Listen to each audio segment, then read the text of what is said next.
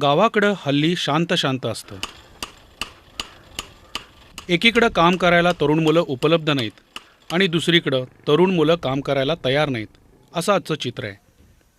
शाळांमधून बाहेर पडलेला वर्ग निस्तेज आणि निरुत्साही आहे. फारच थोडे पर्याय उपलब्ध असलेली ही मुलं संधीच्या शोधात जमेल तशी शहरात थडकत आहेत. शहरांमध्ये कोणी यावं आणि कोणी नाही, हा खरं तर ज्याचा त्याचा प्रश्न आहे. पण केवळ हतबलतेमुळं कुणालाही आपलं घर सोडायला लागू नये, ही साधीच गोष्ट आहे.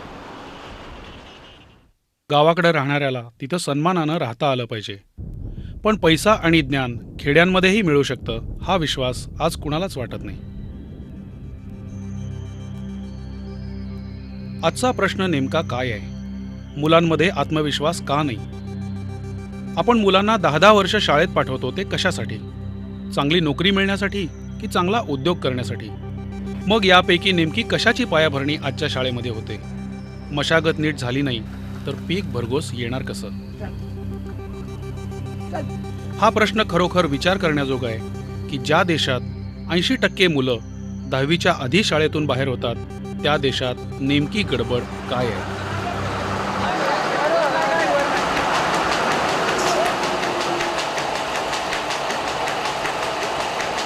काम और ज्ञान का आपस में एक रिश्ता है. वो रिश्ता आज की स्कूली शिक्षा ने तोड़ दिया है.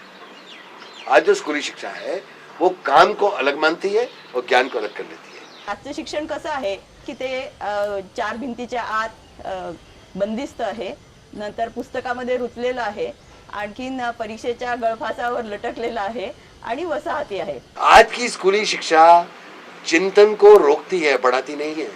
सृजन करने की ताकत खत्म करती है.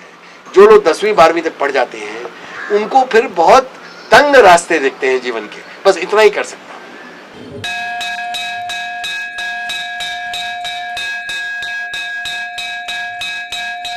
या परिस्थितीत बदल घडवण्यासाठी अनेक लोक आपापल्या परीनं काम करतात. पाबळचा विज्ञान आश्रम गेल्या 25 वर्षांपासून यातल्या काही महत्त्वाच्या गोष्टींवर काम करतोय. विज्ञान आणि तंत्रज्ञानाचा वापर शाळेपासूनच सुरू केला तर फार महत्त्वाचे बदल घडवून आणता येतील, हा विज्ञान आश्रमाचा विश्वास आहे. तुम्हाला हा प्रश्न पडू शकेल की यात नवीन काय आहे? विज्ञान हा विषय शाळेत नेहमीच शिकवला जातो. टेक्निकल कोर्सेस तर अनेक ठिकाणी घेतले जातात. मग विज्ञान आश्रम नेमकं वेगळं काय सांगतो? मुळात विज्ञान आश्रम हे नेमकं काय आहे? शाळा की कुण्या स्वामींचा आश्रम?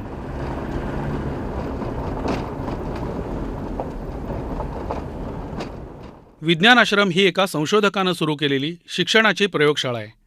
विज्ञान आश्रम ही काही स्वतःच्या वेगळ्या शाळा काढणारी संस्था नव्हे. नेहमीच्याच औपचारिक शाळांमधल्या शिकवण्याच्या आणि मूल्यमापनाच्या पद्धतीत मूलभूत बदल घडवून आणणे हा विज्ञान आश्रमाचा उद्देश आहे. पुण्यापासून 70 किलोमीटर अंतरावर असलेलं शिरूर तालुक्यातलं हे पाबळ गाव. लोकवस्ती साधारण 10,000. पाबळमध्ये वर्षाला जेमतेम 500 मिलीमीटर पाऊस पडतो. अशा या आडगावात 1983 साली डॉक्टर श्रीनाथ कलबाग यांनी विज्ञान आश्रमाची स्थापना केली.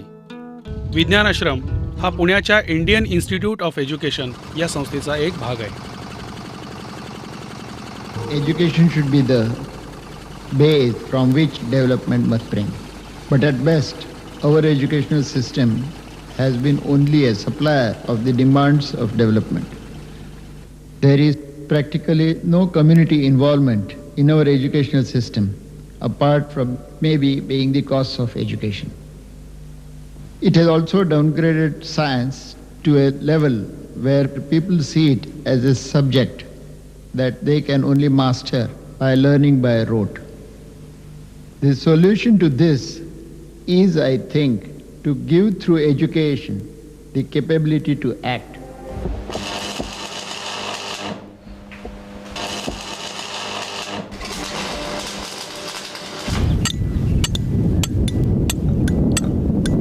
शिक्षणाच्या माध्यमातून ग्रामीण भागाचा विकास साधता येईल असा डॉक्टर कलबागांचा विश्वास होता आणि त्यासाठी त्यांनी RDES म्हणजेच rural development through education system या संकल्पनेची आखणी केली.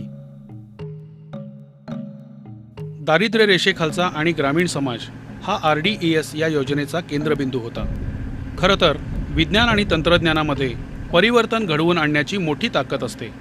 नवीन नवीन तंत्रज्ञान येत जातं, पण या गटांना त्याचे फायदे मिळत नाहीत. याची कारणं काय? पहिलं कारण म्हणजे विज्ञान आणि तंत्रज्ञानाचा वापर सामान्य लोकांचं जगणं सुखकर व्हावं यासाठी होत नाही. दुसरं कारण सामाजिक आहे. म्हणजेच तंत्रज्ञानातल्या बदलांचे फायदे करून घेण्यासाठी सुद्धा लोकांच्या एक प्रकारच्या तयारीची किंवा मानसिकतेची गरज असते. म्हणजे नेमकं काय? काम करताना नोंदी ठेवणं, एकरी उत्पादनासारख्या दृष्टिकोनातनं विचार करणं, अशा वैज्ञानिक विचाराची आपल्या लोकांना अजून सवय नाही. अजूनही आपल्याकडे याची कार्यसंस्कृती किंवा वर्क कल्चर तयार झालेलं नाही.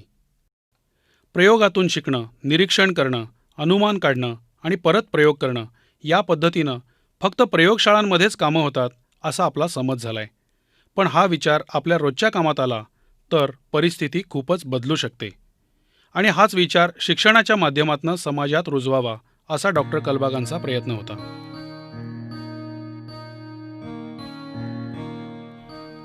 RDESची ही कल्पना विकसित करताना गेल्या 25 वर्षात विज्ञान आश्रमानं अनेक शैक्षणिक प्रयोग केले. जवळच्या 3 शाळांमध्ये अनेक वर्ष त्याची चाचणी घेतली, आलेल्या अडचणी दूर केल्या. आज RDESचा हा विचार IBTच्या स्वरूपात देशभरच्या शाळांमध्ये राबवता येईल या टप्प्यावर विज्ञान आश्रम पोचलाय.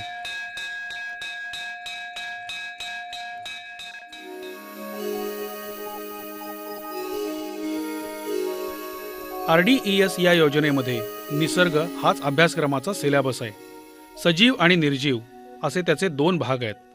गृह आरोग्य, शेती पशुपालन, अभियांत्रिकी आणि ऊर्जा पर्यावरण हे 4 विषय मुलांना शिकवले जातात. हा अभ्यासक्रम 2 प्रकारे राबवला जातो.